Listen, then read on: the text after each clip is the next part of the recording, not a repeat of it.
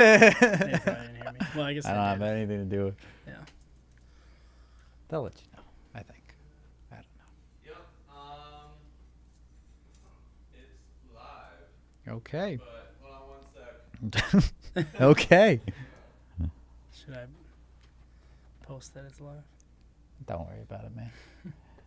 Just. Hey, everybody. It's We're getting started always a shortly. weird thing to start, to be honest, where you're just like getting used to talking and all that sort of stuff is strange. But now it's going.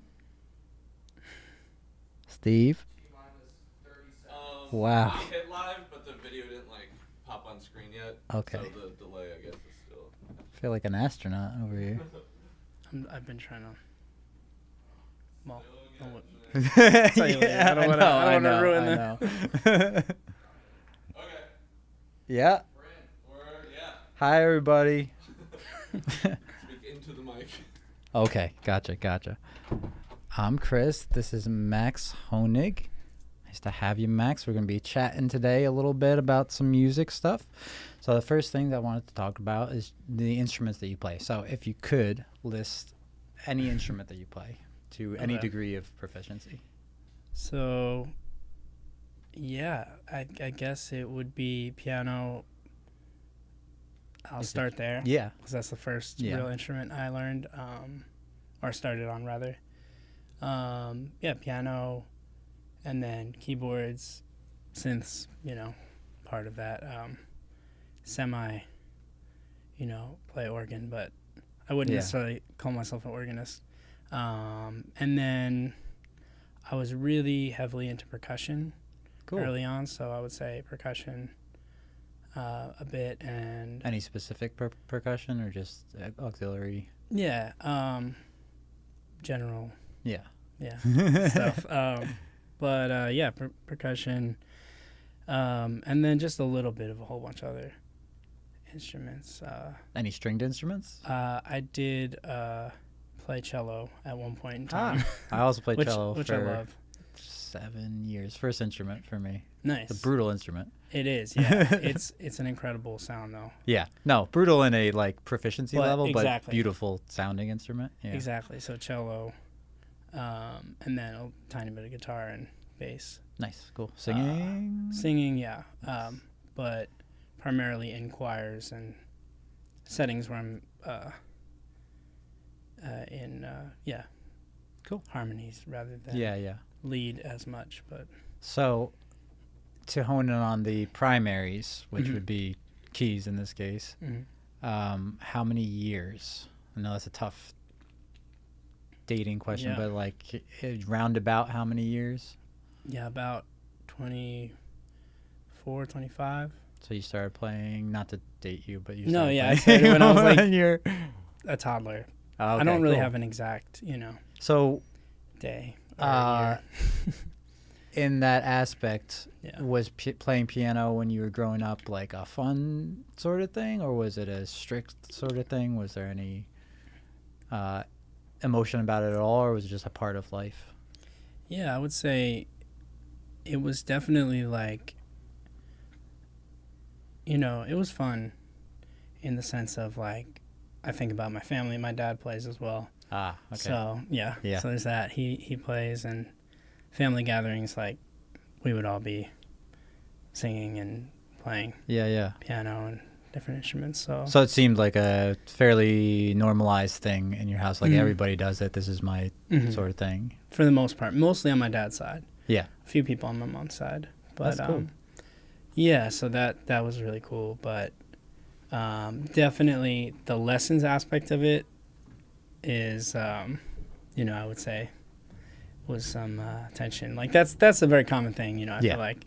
That's why I was asking. Yeah, because exactly. like especially with piano students at a young age, I feel like there's, obviously there's a heavy emphasis on reading and all that sort of stuff. I would Mhm. imagine Yeah. from a young age. So probably a lot of classical vocabulary at a young age. Yeah, I took traditional lessons. But, for whatever reasons, I was not, I never really kind of got heavily into playing. a whole bunch of classical repertoire. Yeah. I did some, and I kept pushing back against my teacher and wanting to do different stuff. So I would play like, pop, like Disney songs and stuff like that, and just random other pop songs. So would you attribute that to a sensibility or a predisposition to different types of music? So what I mean is, like, would you attribute that to the fact that there's a little bit more openness in pop and jazz and a little bit more room for you to do what you'd like to do? Or was it just the sound of classical music that was not as much your thing? No, it was definitely the predisposition. Like, Yeah.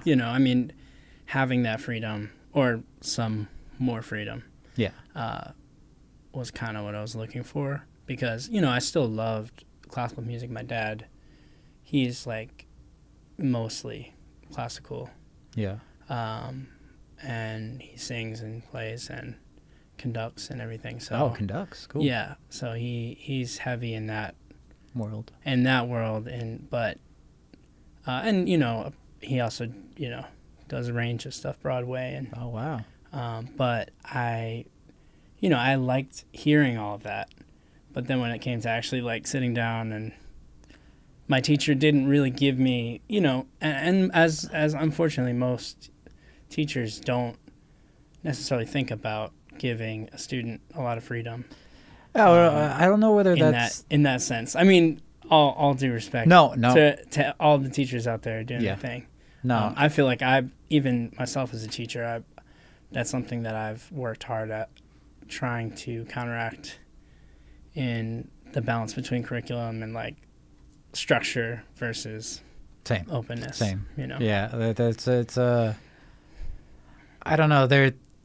I wonder sometimes, from a teacher's perspective, if that's a lack of like being able to do all these different things, or thinking that there is one way to do it, sort of thing. You know what I mean? Because I do feel like if you have the diversity to accomplish both this world and that world, I think it should be catered to what the student wants. It's not doesn't really seem like effective to do it the other way. Yeah, for sure. I think it's just it is a difficult balance, like, and especially if you're not necessarily in a more open, improvisational, creative world. Yeah. And don't have as much experience. It's hard to expose a student or know how the best way to do that. Yeah, and I would also imagine what I'd noticed from some of my students is that, or at least the younger students, is that when we're going through bookworks and it comes to like dominant seventh chords or anything with tritones in it, or sevenths at all, they tend to dislike the harmonies, at least at a younger age, but they also tend to not know whether they're right or wrong. Like they'll hear something and that's intentionally supposed to be dissonant, and they'll like their shoulders go up, and that's this whole sort of thing. And I'm like, no, that's what you're supposed to be doing in that piece. So I imagine there also becomes like a difficulty in just like efficacy of practice, For sure, yeah. But in that same sort of realm, I wanted to talk about your EP and what went into making that. So like you talk about the abstractness, there's a lot of abstractness with the EP, which is beautiful. When you go into those, is there any like particular mindset going into that, or is it literally designed to be as freeform as possible and you capture as many different takes as you want and siphon through them? So I guess to start with, is there a mindset going into it? For sure, yeah. It's I'm hesitant to say it's like a lack of a mindset. No, I in a sense that's what you mean. Right. In a sense that's what it is. In the sense that I am going into it with a completely open mind. The only main frame of reference is that, I am thinking in terms of like there are some moments that there may be some silence or a break to another track or whatever, piece, whatever you want to call it. And then I'm not like, oh, I need to have 5 tracks or whatever. Yeah. You know, it was. I said 10. I was like, So that's actually, what it was I. 5 tracks. But I did record, you know, in that session, I recorded a little bit more on either end. And I think it was that like moment of kind of where I was really gelling in my world. Yeah. And it was straight through, you know, 1 through 5.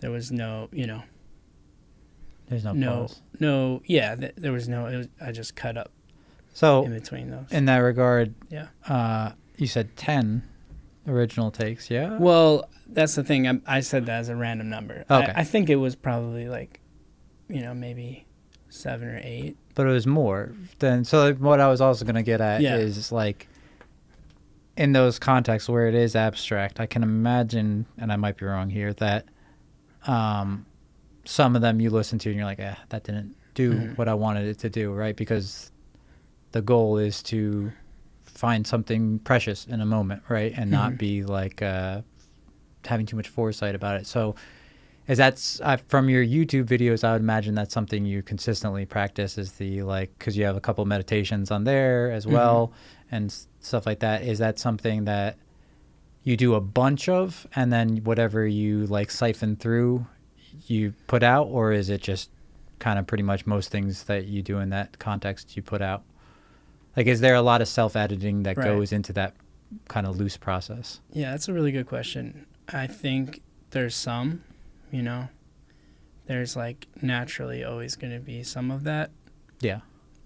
Not always, but No, I for get the you. most part, when you put something out into the world, you kind of are like, Yeah, yeah. you know, digitally, I guess, or whatever. It represents you. And so, yeah. digital or physically or whatever. But, you know, it's sort of almost in a sense like I am trying to capture the, you know, that moment with my instrument that I have, and I'm not really thinking about anything else. Yeah. And yeah, I'm literally just trying to translate however I'm feeling into sound, you know. So in that context, does it become more difficult? What I would imagine in that context is that it becomes very difficult when there are off days to get into that world. Because if you're relying purely on the emotion that you're experiencing at the time, whether it's fragmented or whether it's happy or whether it's sad, that can all be like a representation of that. But I would also imagine that there's easier modes to do that in. And like, right, like if you just drank a shit ton of coffee, you're not going to really want to. I mean, maybe you do, but like I would imagine it would be more distracting and harder to stay in focus and in the moment. For sure. Yeah, it's very dependent on, but I think that is also the beauty in it. Like, I don't, you know, there might be a day where I'm like, okay, I just want to play. I don't want to record anything. Yeah. You know, and I'll go through phases of playing like that every day, or some days, or no days, whatever. But, yeah, I mean, it's just a balance thing. It's like, I sort of had to almost trick myself into like, okay, I'm going to do this so that I can put it out. Yeah. Or make a video or make a record. Yeah, because, you know, because like, I want to be in the contradictory. Exactly. I want to be in the natural state. And that also comes from like, you know, mostly what I do is play live. So when I play live, you know, it is in the moment. You know, people are recording sometimes, but usually that's the moment and that's it. Yeah. You know? So like, ooh, it was a bad day, but that was it's that over. day. Yeah, exactly. You know, it's a representation of the moment. Yeah. It's just a random gig, or maybe it's not. Maybe it's a bigger gig, and then it's like, oh wow, that really sucks. But or it was really great. Or it was really great. Yeah, exactly. Well, I guess I think of it in the aspect of like, if you have a singer or a songwriter with a more straightforward song, and they know what they're hitting every time, you can kind of come into it with. I'm not saying you can come into it with any emotion at all, but I think it lends itself to an easier process to come into that and go, I just need to deliver sonically what I need to deliver on this. You don't need to be in an emotional state that prompts that creativity. Like, to me, that is seems from the outside almost like a harder thing to do, because you have to be inspired, you have to be in the right mindset. There's a lot of variables that go into that. Yeah, that's a great point. It's a really interesting question, because I could kind of go on a whole rabbit hole. Yeah, cool. I don't want to like. I don't care. Get too deep with it, but I guess that's what we're here for. Yeah, right? that's the whole point. Yeah, I mean, music being, and I think actually John from the last interview, he touched on the whole aspect of being a gigging musician and making your income from music, right? Yeah. Like you are forced to take the emotion, either somewhat or different gradients out of what you're doing, right? Yeah. And it's like, but at the same time, music. That's why you're there. Right. Yeah. All music, maybe not all, but a lot of music has that element of emotion and of a raw like feeling that you're going for. Yeah. Or lack of, or something. But a lot of it, a lot of it is geared toward that, love songs and whatever, etc. Well, there's commerce that goes into exactly. to music that like affords you the money to do what you want to do. For but sure. Creating that balance, I think, is hard for most musicians, I would imagine. Yeah. So exactly, it's all about the balance. Like, I feel like these meditations and the album, or EP rather, that offers me a way to express myself and have an outlet. As one that's fully yours to dictate. Right, that's fully mine, and it's outside of the context of making money, or, well, partially. Yeah, but that's not the intent. But that's not the point, I don't really care about that. It's about, capturing... You're not playing Happy Birthday. My feeling in the moment. There's a great side note. There's a great story. It's a podcast about the Happy Birthday legalities. Oh, really? Yeah. Huh. I'll have to find it later. It's really interesting if anyone's interested in that. But in those meditations, I do notice there's a good degree of like leaning into dissonances and that sort of stuff. Is that something that comes from inspiration based on piano players that you listen to, or is that something that is just stylistically something like... Yeah. Do those dissonances and the like extended harmonies come from... I would imagine a lot of it's subconscious, right? Because you're in the moment, you're playing those sorts of things. Is there any degree of you that's looking for a hook or looking for something, or is it more texture based? Yeah, great question. I think about both, right? Like I think about contrast a lot, in terms of, consonants and dissonance, right? Rhythmically, or, lack of a rhythm, more free form. So yeah, I'm not necessarily looking for a melody or a hook. Yeah. If one comes up that I like, then I go with it, Yeah, because I'm listening to it, and there's so much musically going on in it. Yeah. But then at the same time, I'm like, and this is not, I shouldn't say and at the same time, I'm listening to it, and I'm like, but there's no resting on your laurels. There's no like spot where you find something and you're like, okay, this works, I'm just going to keep hammering it to death. It's like you get something really good, and then you're very good at steering into another direction and keeping continuously that ball kind of moving, and it's what makes it entertaining for me to listen to. Thanks. Yeah. Appreciate that. Yeah, I don't. There's nothing wrong with that either, and I've done that. But I think in this context, like keeping it moving is more interesting. It makes it unique. Yeah. To me. Yeah. You know what I mean? When I listen to it, it's fresh. That's you can find hooks. Like right. That's been Very, very well documented. For sure.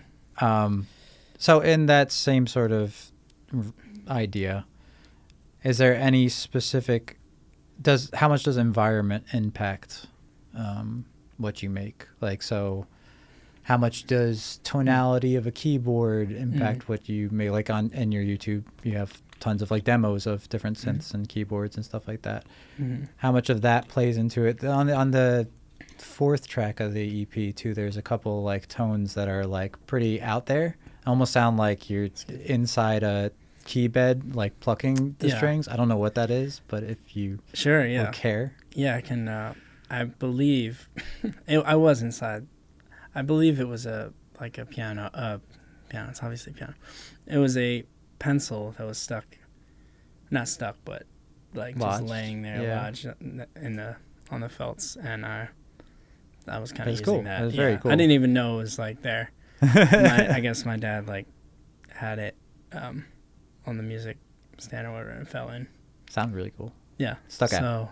So. And that's a little directly inspired by some like Chick Corea thing where he's like plucking the, I think him it may have been him and Herbie together. I'm not sure exactly where I saw that on YouTube. It's not a common tonality, so it's cool. It's cool to listen to. So like, does what you're playing on and the environment that you're in greatly impact that? Because I would imagine it would, based on the mentality going into it. Yeah, I think, it's like, it's funny. I was just like kind of talking to my friend about keyboards, and like over the years I've like, used different ones for different gigs, and like there's a lot of great keyboards out there, and I think as I've gotten older, I've gotten more sick of keyboards. I mean, I love them all and like synths and everything, but like I grew up also playing the piano that I recorded that on, so that's very much like my comfort zone. Yeah. And there's so much you can get out of a really great acoustic piano that you're familiar with, which is cool, in terms of timbre. Yeah. That you might not realize. Like, it's not just like, oh, there's a piano sound, like a MIDI piano sound, whatever. Nothing wrong with that, and there's some great ones, but something about having the actual, thing brings it thing, out. It's pretty ridiculous. I mean, yeah. So that's still probably my favorite like instrument to play in the world. Yeah. Is the piano I grew up playing. Do you think that has to do with just a sheer love for it, or that like you said, your father was heavily in that world? Do you think that it comes? My dad played drums plays drums, and mom played piano, but like in the house, there was a lot of drums around, so it kind of normalized things. And I put it this way, I had a discussion with somebody where I was wondering whether musicians have musician parents predispose their kids to music intentionally, or whether, regardless of whether they do it or not, just seeing it in your house and knowing that that's something that somebody does, just subconsciously kind of rings true that that's something people do. Yeah, right. For sure. Like, because to me, growing up around that and seeing that everywhere, and seeing a drum kit in a living room and all that sort of stuff, just kind of normalizes it. You just think this is something that everybody does. This is like a language that everybody speaks. Yeah. But I don't know if that's what pushed me into music, because my parents didn't. I don't know if I was just maybe too young to know. Yeah. What do you say? No, I was gonna say, were they professional, or they? No, not. Did it? Yeah, not as their. Yeah, that wasn't their living, but it was very important in our household, and very consistent. It still is, but I wonder whether. I guess I wonder whether watching your dad play piano and stuff like that made you want to play piano, and there's that sort of thing, or it was just like a part of what you expected everybody to do. Like it was, I imagine, his job. Yeah. Well, Yeah. he was a music teacher. Yeah. So yeah, I in a weird way, I think maybe you're right. I never really thought about it Yeah. until now, but I think, I mean, obviously, once I got older, I knew that not everybody just does music and art, and my mom is a visual artist as well, so like total creative household. And art teacher. So in my head, I'm like, oh, this is kind of like normal to have parents that are gonna let you be creative.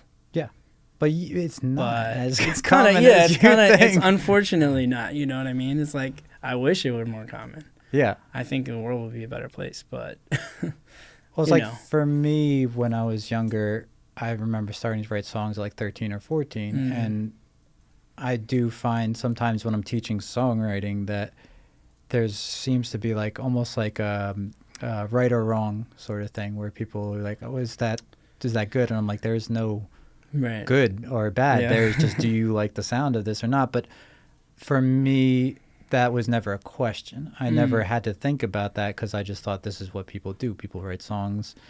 My dad's friends write songs. Why can't, you know what I mean? It doesn't even come to my mind that I had to know what I was doing ahead of time. Yeah. It's interesting. I mean, now I'm thinking more about it. You know, I don't think in that aspect, in terms of the writing and creative aspect, it's funny, like my dad is because of the classical training and everything, he's more on that end of not really necessarily writing very much, if at all. And then, but I do think, and then my mom, she's very much creating all the time, but in the visual world. So painting watercolors. And my mom also paints. Okay, wow, that's so cool. Mixed media. So, that was like, but I see her do it, and I'm like, oh yeah, like this is normal. Like I can just make something. Whether it's the subconscious, a doodle or just a whatever on the piano. But the subconscious nature of that to me is a really nice thing that you don't realize you have until you're like, I still remind myself that, I don't know if this holds true for you, but there are a lot of times to me where I think about students practicing or stuff like that, where I'm just like, wouldn't you just want to do this all day? And then I realize, like, not everybody this isn't everybody's world all the time, right? Like other people have different things that they like to do. It's not just all music, but I feel like when you grow up with creativity being like the main goal, production of creativity being the main goal, it's weird to contextualize yourself outside of that. Yeah, for sure. It is. It's interesting. But yeah, I'm also blessed to have a lot of creative and interesting friends. Yeah, that also. And so I think that's also like who you surround yourself with. Like, then you start. It's almost like I'm still in a weird way in that world. Yeah. And not to say I don't have friends outside of music I get you world. on that. But it's like definitely many more who are most creative. of my friends I've met from way. playing in some way or another, and then been like, oh, this guy's actually fun to hang out with. Right. Exactly. It's a very easy foot in the door sort of thing, and I think it's also provides you with a sense of identity and makes it a lot easier to be honest, you don't have to talk, which is not, I'm not saying talking is a bad thing, obviously.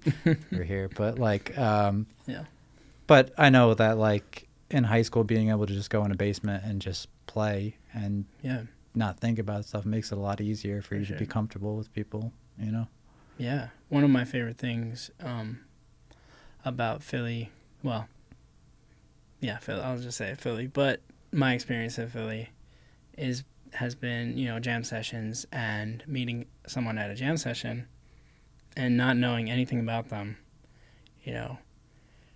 and then you play like a long jam with them, and then you get off and it's like, oh, hey, I'm Max, and that's like, and I literally that's how I met my old roommate, who's still in my phone. He has like Eric Sherman, trumpet, Dalak. Because I met him at a jam session at Dalak, and he was on trumpet. Yeah. And There's a lot of instruments in my contacts list, so I feel you on that. Exactly. Yeah, it's like, it's a beautiful thing, though, to be able to meet someone in that way. You didn't even have a conversation, but you did. Yeah. Through music, you know? and in a purely, depending on the musical context, should be in a purely happy sort of realm where you're in a comfortable spot. You're doing what you want to be there. Right. Like. Yeah. Hopefully. There are. I've experienced not wanting to be at a jam session, unfortunately. Yeah. But yeah. Hopefully is the caveat to that one. But for sure, yeah. All right. So I keep saying in that same realm, but in that same realm, Omar's Hat. Do you talk to me a little bit about that and that environment and that idea? Yeah, so that was a really crazy time, the beginning of Omar's Hat, which I haven't done a very good job of explaining that to people. Now you got a shot. I will. Every time I've been put on the spot, I don't do the best job because you kind of had to be there. But I'll do my best. Yeah, do your best. I will do my best. I was in college at UPenn, and I really was not having enough music in my life playing. I wasn't really even thinking at that time I would become a musician. I was like, I'll, do something else, study. I kept changing my major, and long story short, I was just doing it on the side outside of school, and I had some good friends in school with me who were also talented musicians, and we got together and made we didn't even necessarily, I think I just hit everybody up and I was like, hey, let's just like jam.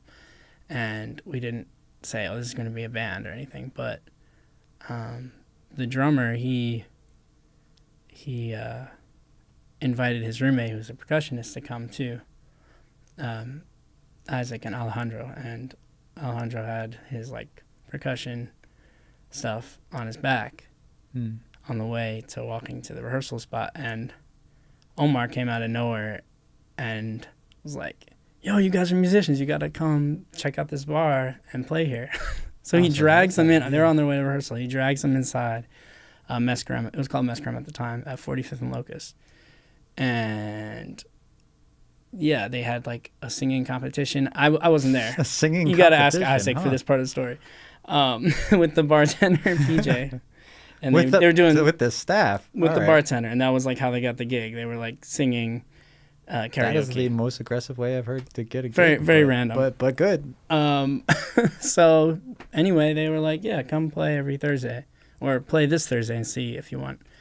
If it turns out well, you can come back every week.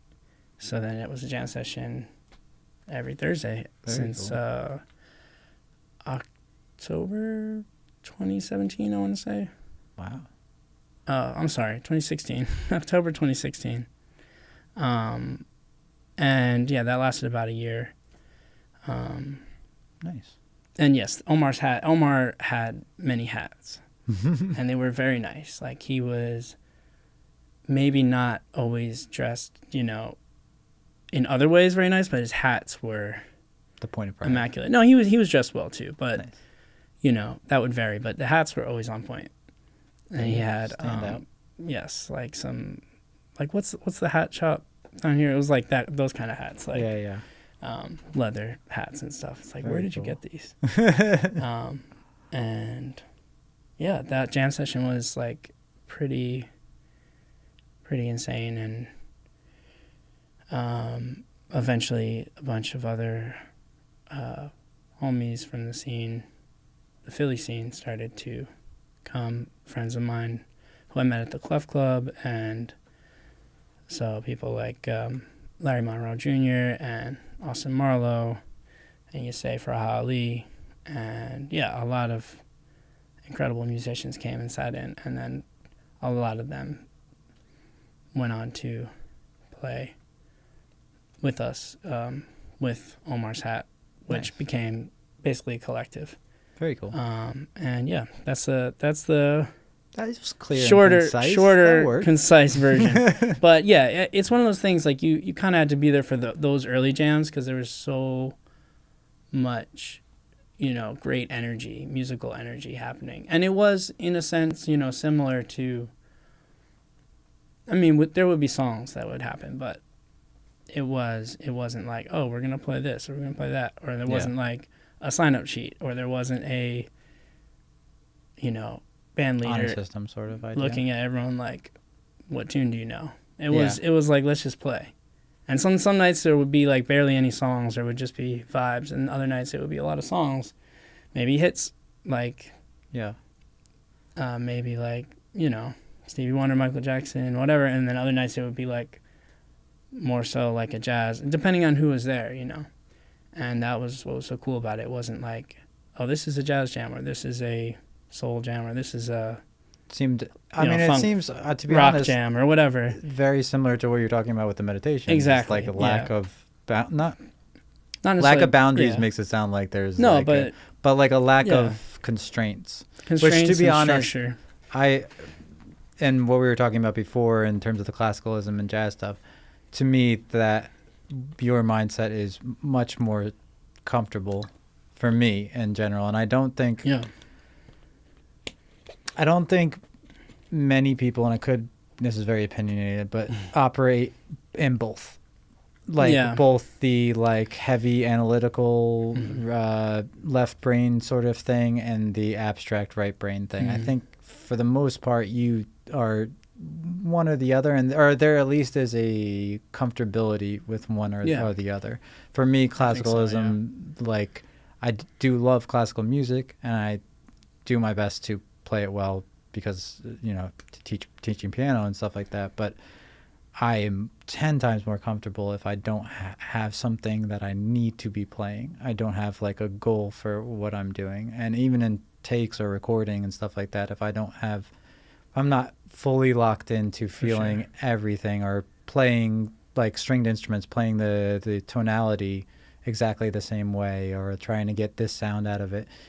If I start doing that, I tend to play way worse because I'm just like tight, and my timing gets rigid and it's not helpful to me. But I can also at the same time very much so understand how a mentality of I know exactly what I'm going to play, I have it written out for me, and I just need to hit the dots basically, can have a certain degree of freedom too. You're still interpreting things, Yeah, it's like it's deep because there's so many levels of it, right? Like, and then you look at like, I'm definitely a big jazz head and like fusion and everything, and there's like so much in between there too, right? Like, so it's like, on one hand, you have to be really disciplined to learn all of the things and the dots and whatever, but then you have to essentially forget it all. Yeah. Right. That's kind of the learn all you know so you can forget them. And it's like, that's such an awesome thing to be able to, and also to be able to transition, and like, there's some guys who are like, I just saw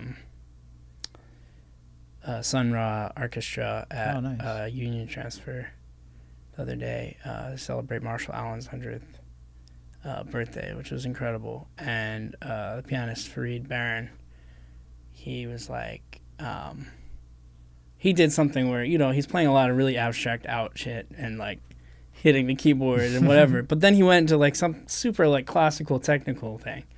And it's like, yo, like, that is really cool when you can just juxtapose those two things, right? And do it so seamlessly. And I think, like maybe you're right. Like everyone kind of tends towards one or the other, right? In terms of comfort. In terms of, right. Like I definitely more prefer abstract. you know. It's a comfortability thing for sure. But like to be able to be as comfortable as possible in both, I mean, and you look at like people like Herbie Hancock, who was a classical prodigy as a 16-year-old, I think, right? Also, or something like that. But I think with already playing with symphonies. yeah, But then be able to abstract it too. technique wise, I think it helps tons. Though, Yeah. like for me, one of the things I love about classical piano is the independence of hands. Right, like if you're Yeah. playing a lot of Bach, you have to learn how to your hands do separate things. Yeah. Right, and then when I go into playing improvisational stuff, my hands tend to be more independent just because they've been forced to be independent by contexts which I probably wouldn't have imposed on myself. Right, so that part of it is both, but is enjoyable, or is Yeah. helpful. I For should sure, say. yeah. In that context, is there any so when you're in collaborative situations or you're in, like, you play with the stylistics, if you're in that context, Yeah. is there like a switch in your brain where you're like, okay, well, I need to play a role? Because For in that sure. context, you're 2 keys, right? Generally? Three, actually. 3 keys. Three keys players at the moment. It's been 2 before, but yeah, it's totally. I mean, it's not by the book in the sense of like we're not reading Yeah. charts or like note for note per se, but they do want things kind of as close to the wax as possible. Yeah. So yeah, it's virtually no abstract creativity. Well, yeah, I mean, based on the type of music and the presentation of Yeah. it and choreography and all that Yeah, sort of stuff, exactly, it right? changes the whole bag. But I mean, it's still and that's its own challenge, right? Like the discipline That's what I mean, yeah. to play that stuff. Yeah, exactly. Yeah, like it is a switch. Yeah, like you're saying, you have to be disciplined to switch that part of your brain off.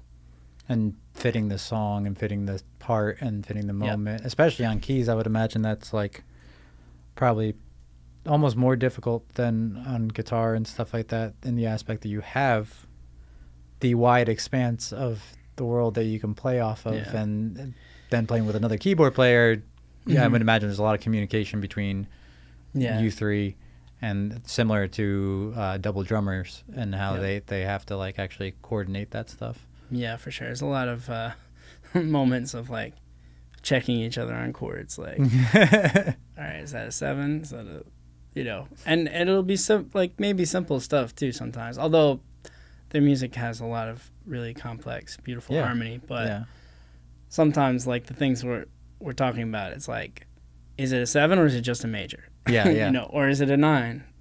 And it's like that's really like tempting for some people to, including myself, to play that. And do you let it fill fly up a little bit chord, more right? in practices? Does it just not call for it? And It's it's interesting. It all kind of just depends. Yeah. Yeah. And it depends on the gig too.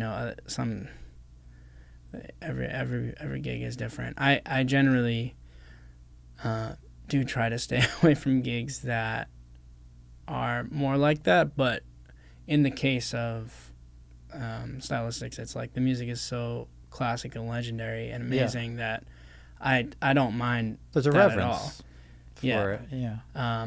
And it's like you actually don't necessarily want to change it, right? Like yeah. you want to, and there are ways that like we have embellished certain things and there's certain arrangements, but like you don't want to you don't want to throw someone's ear off who's been hearing the song for 50 No, yeah, some I years, get, I get. I guess more what I'm asking is For in sure. the context of a rehearsal. When Yeah. there's time left over and everybody's Oh hanging yeah. out. Oh yeah, for sure. Yeah. Yeah. I mean, definitely. So- Sorry. So, in terms of future music, future releases, is there anything you're working on now? Is there Yeah. anything that you're working on with other people, or anything you're just excited about for the future? For sure, yeah. It's a bunch of stuff I've been working on, mostly with other people. Cool. I do have some music that it's gonna take a little while for myself. I want to expand. I have some more like actual like songs with lyrics and Very melodies cool. and all that. Yeah, but the hard part is figuring out how I want those to sound. Is that more of a Production wise, all that stuff. Yeah, is that more of a difficult process? I think than letting it fly.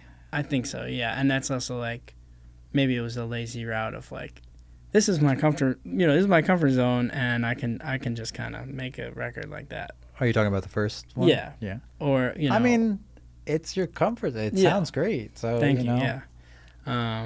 But yeah, there's nothing wrong with that, and there's in the jazz world people who do that all the time. That's part of the culture, right? Like yeah. But yeah, definitely that. That might be a little while, and then a few different artists that I'm working with. A great singer from Wilmington, Delaware, Maya Bellardo. Nice. She's working on some music, and we co-wrote some songs together. Nice. Incredible.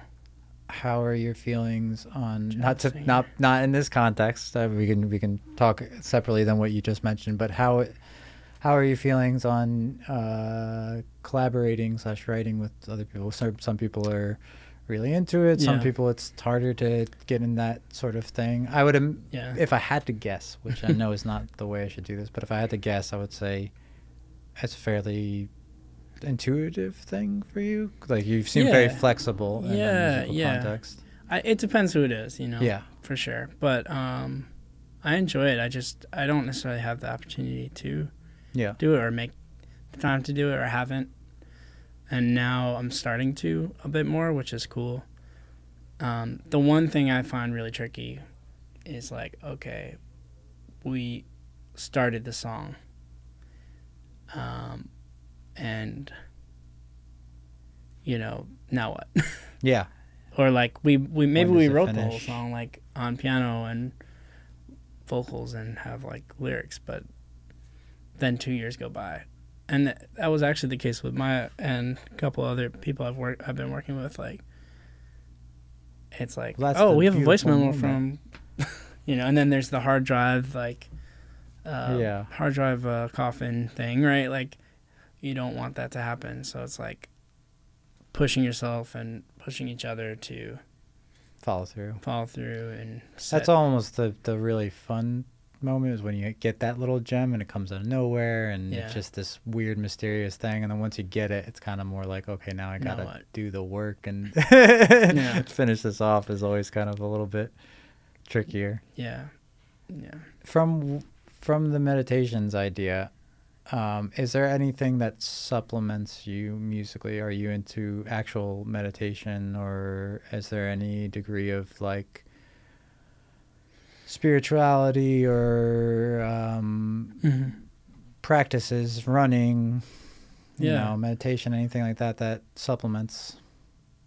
Doesn't have to be. I think it kind of started in like the pandemic, when I had more time, and like I'll wake up and have my routine in the morning. Same. I would like get up, make coffee, journal with my coffee on the porch. Yeah, that's a good one. And usually like go for a bike ride. That hits it on the head. Yeah, it's like, that was great. I haven't, unfortunately, like getting busier coming out of that time, I haven't necessarily gotten back into that, but it was like almost having that time that allowed me the space to do that, but yeah, that's one thing. It's interesting how coming out of that, you don't do the same practices, right? You don't keep with the same sort of, I likewise, like I used to meditate a lot more than I do now, and take better care of myself and all that sort of stuff. But at the time, I would look at myself and go like, well, writing wise, I don't have anything to write about, because I'm not out in the world. I'm not like experiencing things. I'm not like, and then once you're out in the world and you're doing stuff, you don't have to me, like I stopped the self-care stuff as much. You don't have the same clear channel to kind of channel all that stuff through. It's very difficult to find that like right balance between all that stuff. Yeah, for sure.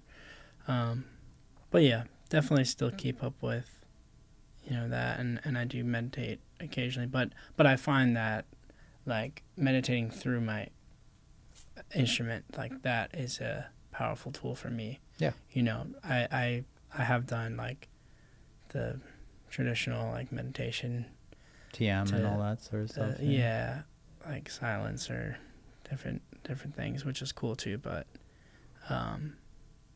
yeah, they are very similar practices, I would argue. Yeah, like that. Then people talk about, you know, you said bike riding. People talk about walking the same way. People talking about playing basketball. Just repetitious motions that you can kind of just get lost in. I like the flow state or whatever. Yeah, that's a beautiful thing. Yeah, for sure. All right, to finish off, what's one thing that you think non-musicians don't necessarily understand or just wouldn't know about musicians? Yeah, interesting. I remember. Yes, that's all good. It's a little continuity, but how dare you? No. I really do think that, you know, like maybe the answer is kind of similar for a lot of people, but essentially, like, there's, I mean, two parts, right? Like, of course, like, it is real, like, it's possible, you know, when people come up and they're like, you do what? It's like, yeah, that's people, there are people like us out here, you know, and maybe three parts. Okay. So that's one. It's a real career, and it should be, you know, obviously treated as a real career. Yeah. Take it seriously as people, whatever. Then, you know, you have to also understand that there's a lot that goes into it beyond just music. And yeah, a lot of work and time and energy, and it is kind of a 24/7 thing. Yeah. Even if like you only play at night, maybe, or you know, some gigs you might only have 1 or 2 gigs in a week, or none, but there's a bunch of work that goes into those gigs, and then the other gigs that are coming up and promoting, and you know, I've done a lot of work doing that, pretty much all of the jobs for Omar's Hat. Yeah. All of, you know, and it's a lot of time and energy. So it's like that is more than a full-time job. And it's also not necessarily, I find that certain hats that musicians have to wear sometimes are not conducive to being a musician. Exactly. Right? Like marketing yourself is not something that fits the Venn diagram of skill sets that musicians usually have. You know, not saying everybody, but like, you know, some people just want to play, right? Like that's not necessarily they're talking about themselves in that context. It's something they actively avoided by playing an instrument. Right. Yeah, and I guess I've also always felt like I'm more comfortable being in the background or you know, being a part of something, right? Supporting role, being a sideman, etc. So that's been hard. That's been a mental thing for me to be like, okay, now I'm gonna actually like do something that's my own project, right? But yeah, I mean that's another piece of it. I mean there's honestly a lot of things for people to know, but another piece of it is that like you know, it's not one thing. It's not like, oh, you're your own artist if you're a musician. It's like there's many gradients and roles and things within that. So it's like I don't know. And they all take a lot of work and energy, and all the moving pieces are important. Not just like the guy who's the front man or whatever, which obviously is. I mean, it's cool, but every one of those. But it's funny when I talk about rhythm and teaching, which you know tends to be the more abstract thing for people to latch onto, whether their timing is on or off. I always say, like, if you go to see a band and the singer's kind of, you'll probably be able to sit through the set, but if the drummer's really bad, you're not staying for the whole night. And like that's something that you might not realize while it's happening, but it's intrinsic in the human body, right? Like your heart rate has a consistency to it. If you start hearing that deviation consistently, you're just gonna feel uncomfortable, right? You don't know why, but you're gonna, you know. Yeah, for sure. Well, anything you wanna tell people about anything coming up before we go? Yeah, sure. Let's see. I had a bunch of things written down, but I'll try to keep it short. What are you most excited about in the future? Yeah. I'm definitely probably the most excited about this gig I have at performance at Black Squirrel Club on June 22nd, which is featuring Grant Calvin Weston on drums, Paul Geis on trumpet and electronics, and Lee Clark on bass and some other things too. Nice. Full lineup. What's that? Full lineup. Yeah, it's gonna be fun. And the title of the show's Untethered, which goes with our whole conversation, and Very cool. believe it will be primarily open, Nice. Very open cool. stuff. So Looking forward to it. Well, thank you so much for coming by. Yeah, thanks, Really Greg. appreciate it and love your music. So, appreciate it. Thanks for of course. doing your Yeah. research. All right. Well, see ya. I don't know if I'm off. I'm just gonna keep waving to you until I'm off. I'm off. Was that too long? No. Okay. Good. I feel like I definitely can talk a lot. So. Oh, same. Oh, you had a clock. Nice. Yeah. Good. Well, last time with John.